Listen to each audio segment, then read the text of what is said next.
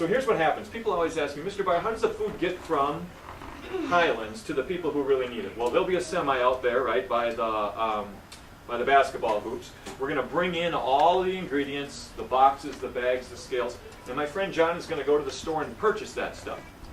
Now, I told you it was relatively inexpensive, but he's only going to be able to buy as much rice and whey and soy as we collect money to do that. Right? That makes sense. The food you ate isn't free. Well, the food that other people eat isn't free either. But the good news is it's cheap. It's cheap, healthy, nutritious food. So once we put it in the bags, it's going to get into a semi. They're going to drive it to a port. It's going to get on a boat, and they're going to sail that boat to Haiti. When it gets off of the boat, the truck part here does not get off. This part gets off. So in other words, this part doesn't go on the boat, but the tractor part. But the trailer here, the semi-trailer, actually gets off. They hook it back up, and they deliver it. This is what it looks like.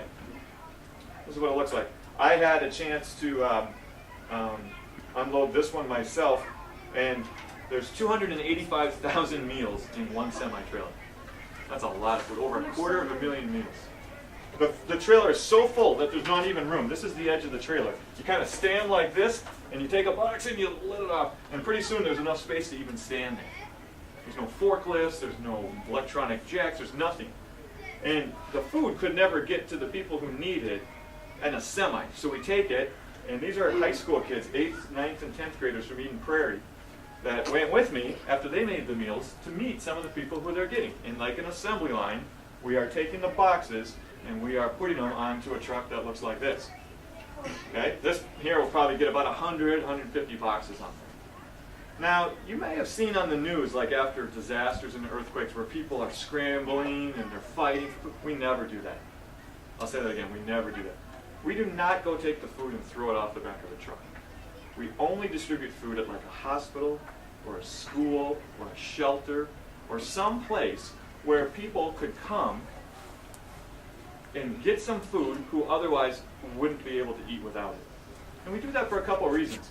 If you own a grocery store that sells rice, you're a farmer that grows rice or you're the grocery store owner, and I show up with trucks full of free food, what do you suppose that's going to do to your business? Make it worse. It'll make it worse. Who would buy groceries when there's free groceries available? So we have to make sure that when we're helping in the right way. Because generosity, misapplied, can do more harm than good.